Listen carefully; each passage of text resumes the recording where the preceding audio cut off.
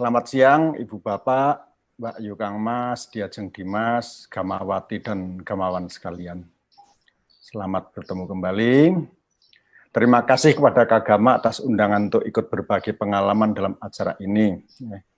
Perkenalkan, saya Pujo Smedi. Saya antropolog, mengajar di Departemen Antropologi Fakultas Ilmu Budaya. Antropologi itu kira-kira ya kalau menurut Profesor James Dananja dulu ilmu dongeng dan gosip. Jadi antropolog itu ya tukang dongeng. Nah, pada kesempatan ini saya akan mendongeng tentang kehidupan sosial ekonomi yang dalam evaluasi satu terhitung tangguh. Di kalangan rakyatnya, warganya Pak Lurah Besar Ganjar, kawan-kawan saya petani gunung di Petung Kriyono, Pekalongan sana.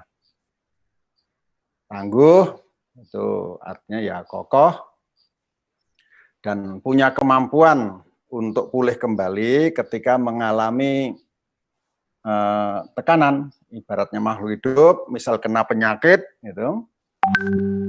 Yang sakit ya mengalami sakit, tapi mampu segera sembuh kembali dan berfungsi normal. Bukannya kena angin sedikit, langsung gebres, matanya merah semua, ambruk, meriang, langsung diundang ke Mbah Mudin, diambilkan bandoso, itu tidak. Nah, dalam kehidupan sosial, konsep pada rumah tangga misalnya, konsep ketangguhan biologis ini juga bisa diterapkan. Rumah tangga atau sistem sosial yang tangguh adalah sistem sosial yang ketika mengalami tekanan, sehingga keadaan itu memburuk, kalau rumah tangga petani mengalami tekanan sehingga harga sayur jatuh, lantas dagangannya tidak laku, kerja di proyek bangunan ditutup sementara, kehidupan ekonomi rumah tangga ini tidak langsung macet. Anak-anaknya tidak bisa makan, lantas suami istri bertengkar, keplak-keplakan, pegatan, itu tidak. Sistem sosial rumah tangga yang tangguh itu ya ketika ada tekanan pagebluk, misalnya pagebluk corona ini sekarang, atau tekanan ini membuat pengurangan pemasukan, memaksa rumah tangga untuk mengurangi konsumsi, namun mereka bisa bertahan dan punya daya untuk segera pulih kembali. Ketangguhan sosial ekonomi ini bukan turun dari langit begitu saja, itu tidak. Ini adalah hasil sejarah panjang konstruksi relasi manusia dengan lingkungannya dan relasi manusia dengan manusia yang lain. Nah, sejarah ini panjang.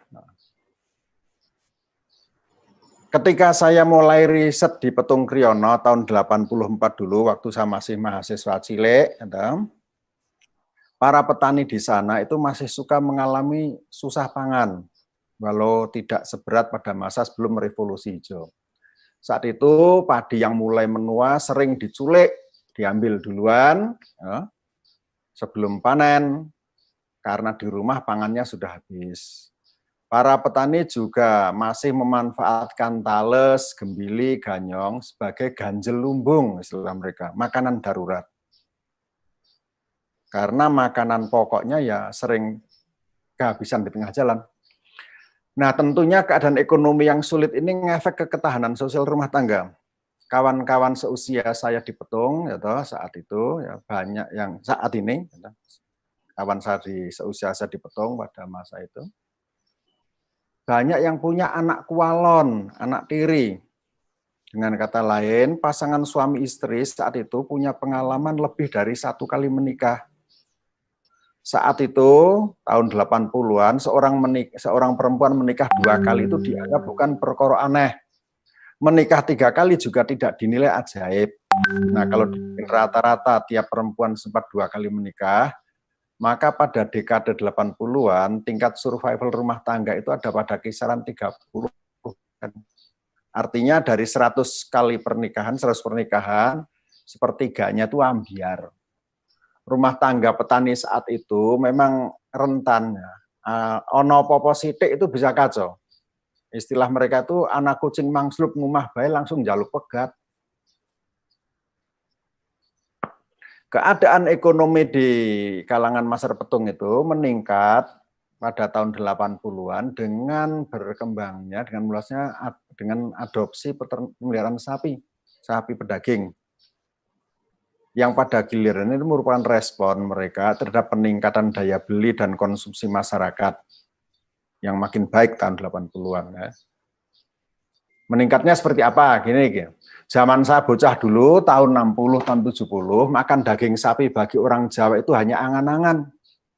Dulu itu tembangan cah cilik, itu kan deng, sesuk bakdo mangan dendeng. Kalau mau makan dendeng itu nunggu lebaran, baru makan dendeng. Itu pun dendeng yang banyak koyornya. Wis alot, keot-keot, nggak ada gizinya. Nah, saat saya mulai mengajar, tahun 90-an dulu, rumah makan Padang dengan sajian rendang ini sudah menjamur di segala penjuru Jogja. Ini perubahan. Tahun 80-an petani petung juga makin makmur karena mereka mengadopsi bibit unggul. Istilah mereka itu jagung hibrid dan pari endep tadi rendah yang hasilnya melimpah, apalagi didukung oleh pasokan pupuk dari ternak sapi. Dan peningkatan ekonomi petani petung bertambah lagi dengan diaspalnya jalan dari Doro ke Petung Kriono. Pembukaan isolasi geografis di awal 90-an ini memungkinkan para pemuda mengakses pekerjaan di sektor jasa dan industri di kota. Sehingga bala cadangan tenaga kerja di Petung dapat dimanfaatkan secara lebih produktif. Tenaga kerjanya ada, tetapi dulu numpuk di desa. Setelah desanya dibuka, tenaga kerjanya mengalir ke sektor industri dan jasa dan bisa produktif. Pada dekade 2000-an, pola ekonomi rumah tangga Petung sudah berbeda dengan 20 tahun sebelumnya. Semula ekonomi mereka ditopang oleh sumber tunggal, ya, sumber ekonomi tunggal berupa budidaya tanaman pangan dan sayur. Sekarang menjadi istilahnya itu ekonomi cagak telu, ekonomi yang 3 tiang, yaitu budidaya tanaman pangan, pemeliharaan sapi, dan bekerja di sektor industri dan jasa.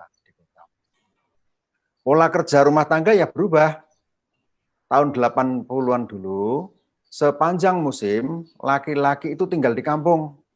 Nah sekarang selesai musim tanam, suami dan pemuda langsung berangkat merantau. Pulang lagi saat panen, atau jika proyek di kota berhenti, atau jika ada perlu di kampung. Sementara istri tinggal di rumah, memberi makan anak-anak dan sapi. Dari 3 sumber ekonomi itu penggunaan hasilnya kira-kira seperti ini. Hasil kebun dan sawah ya, dipakai untuk memenuhi kepentingan subsisten, makan sendiri. Hasil suami kerja di kota untuk belanja sehari-hari, karena sekarang itu orang walaupun di desa perlu uang terus-menerus. Sementara hasil ternak difungsikan sebagai tabungan untuk perbaikan rumah, dandan omah, beli motor, ya, dan mantu juga menyekolahkan anak. Karena sekarang aspirasi para petani di gunung ini ya ngirim anak ke sekolah tinggi, ke sekolah dhuwur. Ekonomi 3 kaki ini berhasil mengubah wajah Petung Kriono dari yang ketinggalan menjadi desa yang makmur. Warga tinggal di rumah tembok dengan lantai keramik yang bersih, atapnya seng, punya televisi, punya rice cooker, punya HP, punya sepeda motor. Saya amati juga semakin banyak rumah yang sekarang dilengkapi dengan kamar mandi dan WC sendiri. Kalau dulu ya di sungai, sekarang tidak. Tanda kemakmuran yang lain adalah penggunaan sepeda motor. Para petani di Petung sekarang menggunakan sepeda motor untuk ke kebun, ke sawah, dan untuk angkut rumput. Sepeda motor ini mereka gunakan secara baik, sebagai alat produksi yang memperingan pekerjaan fisik mereka. Rumput gajahan 100 kg tidak lagi dipikul 2 kali, tetapi cukup dibonceng sepeda motor 1 kali. Saya juga heran itu. Rika ora tayang ngepit, dening tayang nunggang Honda, keprimen carane. Saya tanyakan. Jawab mereka ya pokoknya tunggangi bae Pak gede suwe-suwe kan ya jalan. Latihannya kayak gitu aja. Nah, ketangguhan sosial ekonomi rumah tangga petani ini terlihat antara lain saat ada tekanan akibat pandemi corona. Kemarin bulan Maret para pekerja, para laki-laki gunung ini dipulangkan karena proyeknya di Jakarta, Semarang, di kota-kota besar pada tutup. Selama 2 bulan ekonomi desa jadi lesu. Pada orang duit, pada kagak punya uang. Namun setelah Lebaran, para jagoan gunung ini sudah dipanggil kembali ke tempat kerja masing-masing dan kehidupan ekonomi kembali lancar. Menimbang cerita di atas, sepertinya tidak mengherankan jika belakangan hari ini, tahun-tahun ini, angka perceraian di Petung lebih rendah daripada 40 tahun yang lalu. Angkanya kira-kira sekarang tinggal 18,6%, yang mengindikasikan bahwa tingkat survival rumah tangga lebih baik daripada masa sebelumnya. Ketangguhan sosial ekonomi rakyat Petung ini tidak hanya dibentuk oleh relasi ekologi antara manusia dan lingkungannya, namun juga oleh relasi politik ekonomi mereka, yakni konsep dan ikhtiar sosial guna menentukan siapa bisa memiliki hak apa terhadap siapa dan atau sumber daya apa, bagaimana caranya, berapa biayanya, dan bagaimana praksisnya. Di sini para petani mengikuti konsep Drayan dan sepada-pada, Drayan dan sakpodo-podo, guna mencegah akumulasi kekuasaan di satu warga dan menjadikan warga lain kehilangan akses terhadap satu faktor produksi. Yang kedua, terhadap arena untuk berkata-kata, berpendapat dalam menentukan apa yang perlu atau tidak, baik atau tidak bagi kehidupan bersama.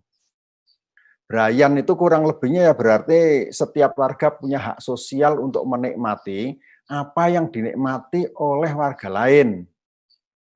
Sepada-pada, sakpodo-podo itu artinya ya kedudukan sosial, politik, dan ekonomi, kedudukan untuk mengutarakan pendapat warga ini dinilai sederajat. Jika ada perbedaan posisi, hal itu sifatnya sementara, tidak permanen, gilir gumanti. Nah, berikut saya akan menggambarkan bagaimana kedua konsep tersebut dioperasikan melalui Pranata institusi Nggaduh Sapi dan pilihan lurah Pilkades. Nggaduh sapi di Petung Kriono sekarang terdapat sekitar 6.000-an ekor ternak sapi pedaging yang terdistribusikan sekitar 3.400 kakak. Rata-rata tiap rumah tangga memelihara 1,7 ekor sapi senilai rupiahnya ya karena sapi pedaging besar itu 25 juta rupiah. Awal 80-an dulu hanya 1-2 rumah tangga kaya saja yang punya sapi dengan fungsi utama sebagai simbol status dan tenaga pertanian, alat bajak. Ekspansi kepemilikan sapi pedaging ini berlangsung terutama melalui mekanisme nggaduh. Petani yang punya ternak banyak menitipkan beberapa ekor sapi ke tetangganya yang belum punya dengan upah 50% separuh dari selisih harga jual dan harga beli. Nah, setelah 2 kali memelihara sapi tetangga, sekitar 3 tahun, biasanya seorang petani sudah bisa punya seekor sapi milik sendiri. Yang dalam jangka 1,5 tahun bisa ditukar dengan 2 ekor pedet jantan, 2 ekor anak sapi jantan. Di atas kertas, mekanisme nggaduh ini memungkinkan rumah tangga kaya untuk terus menambah jumlah ternak. Namun pada prakteknya, seorang petani yang sudah punya ternak sendiri segera memutuskan relasi nggaduh. Dan mereka menjadi petani yang berdiri sendiri, independen, yang punya hak 100% atas hasil jerih payah mereka. Pemutusan relasi nggaduh ini menegasi proses akumulasi ternak di kalangan rumah tangga petani kaya dan memungkinkan distribusi ternak ini merata di kalangan para penduduk. Mekanisme yang kedua itu pilihan lurah, adu jago. Bagi para petani, pemilihan lurah itu adalah acara pesta rakyat dengan agenda in quote, tanda petik itu adu jago.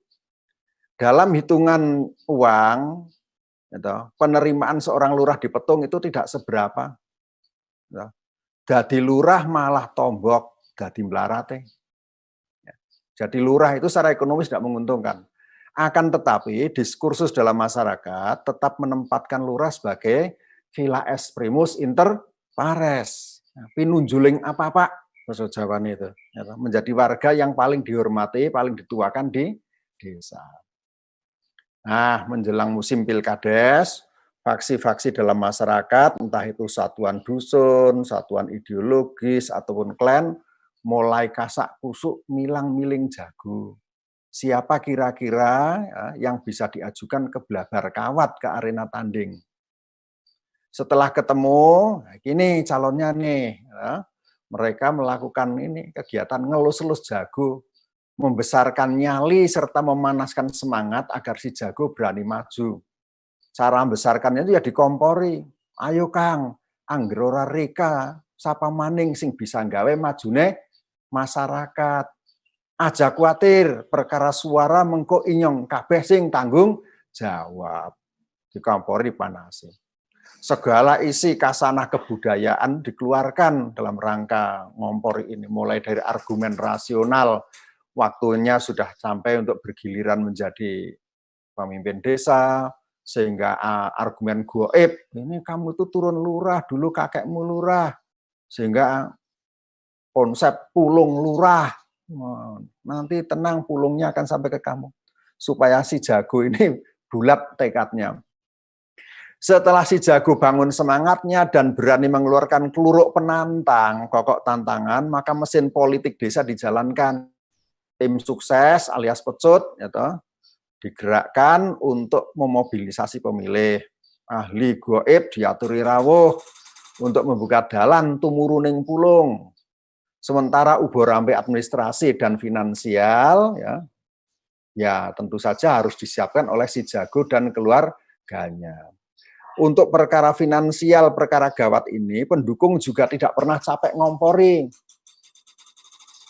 Kang, sing arane menungsa gue, kena kalah uang, tapi aja kosi kalah uang. Boleh kalah modal, tapi jangan sampai kalah manusia. Kena kalah jenang, tapi aja kosi kalah jeneng. Jangan sampai namanya tercemar. Atau lebih hebat lagi, menungsa gue suka mati umuk tinimbang mati ngantuk, lebih baik mati degek itu berdiri daripada mati loyo.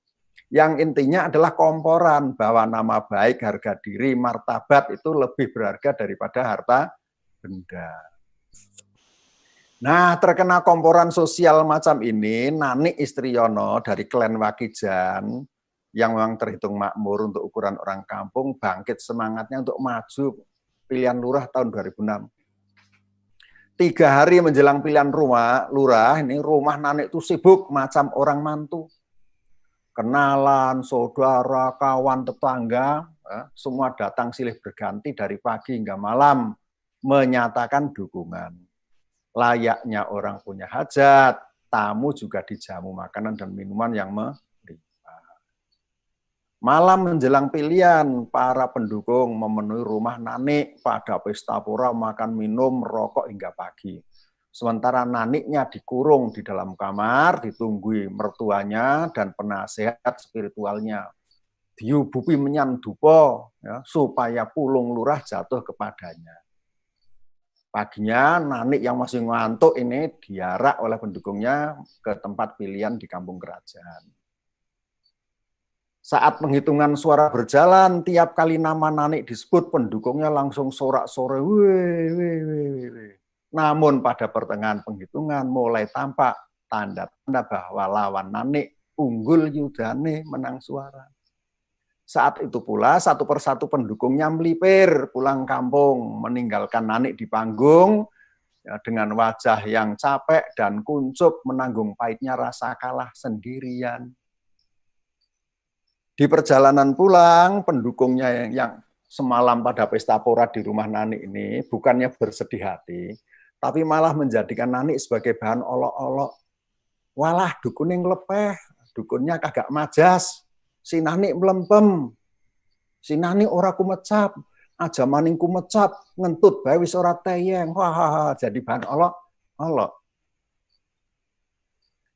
Kita bisa menafsirkan keikutsertaan Nanik dalam pemilihan lurah sebagai tindakan rasional pengubahan modal ekonomi menjadi modal sosial. Proyek Jago Lurah ini menghabiskan aset rumah tangga Nanik senilai 9 ekor sapi besar. Akan tetapi investasi ini diawasi dengan ketat oleh warga desa yang umumnya berpandangan pragmatis. Siapa saja yang menjadi kepala desa tidak akan mengubah banyak keadaan begitu saja. Tentunya orang akan senang kalau jagonya menang. Namun dari sejarah mereka tahu tidak peduli apa janjinya, gitu, seorang kepala desa tidak bisa mengubah kehidupan dengan drastis. Sapa bae lurai pada bae.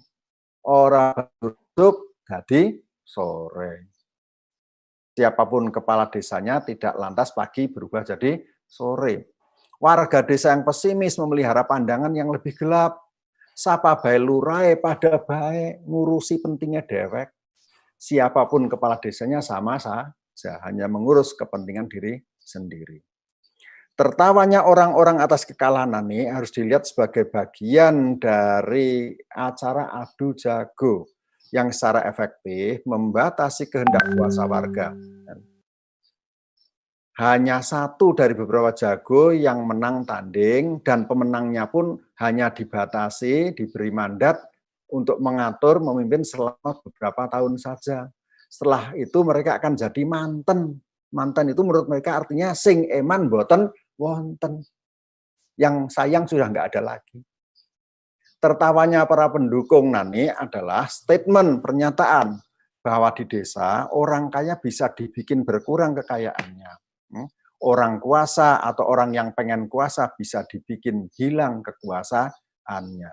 Bahwa di desa kekuasaan politik ekonomi bukan gejala permanen bin mutlak.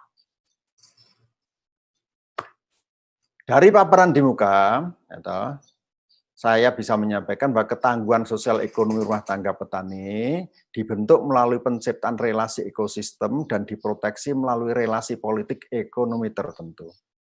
Di Petung, para petani dengan serius menjaga agar tidak terjadi akumulasi terhadap akses terhadap sumber daya dan arena bersuara, agar tidak terjadi dominasi kekuasaan politik ekonomi. Jika dilihat dalam perspektif yang lebih luas, apa yang oleh para petani gunung ini disebut Brayan dan sepada-pada, dalam hemat saya, ini adalah ungkapan prasojo, ungkapan sederhana. Ungkapannya wong cilik dari sila pamungkas dasar kehidupan bernegara bangsa ini, keadilan sosial. Jadi dengan bahasa mereka sendiri, para petani itu menjaga dan mengoperasikan keadilan sosial. Hikmah yang mungkin bisa dipetik dari kesederhanaan rakyat Pak Lurah Besar Ganjar ini adalah, pertama, akses rumah tangga petani ke sumber daya perlu diperbesar. Jangan justru diperkecil melalui pengambil alian, entah dengan cara paksa, entah dengan cara tipu, dan kemudian aksesnya ini diserahkan pada pihak lain yang punya daya akumulasi. Yang kedua, atmosfer politik ekonomi yang berkeadilan sosial harus ditegakkan guna melindungi kemerataan akses politik dan ekonomi warga. Kemampuan warga untuk menegasi akumulasi politik ekonomi harus dipelihara. Jangan justru rakyat ini diajari politik kebo gede menang berie, asu gede menang kerai, kerbo besar menang tarungnya, anjing besar menang penjarahannya. Itu dua pelajaran yang mungkin bisa kita petik dari rakyat Pak Ganjar yang tinggal di gunung sana, orang-orang sederhana di gunung sana. Dua pelajaran itu mungkin bisa membantu kita membangun ketahanan sosial ekonomi wong cilik rakyat jelata dalam kondisi normal maupun kondisi menghadapi pandemi. Matur nuwun, semoga ada manfaatnya, dan kalau ada salah penyampaian saya nyuwun sakgunging samudra pengaksami. Mohon ampun.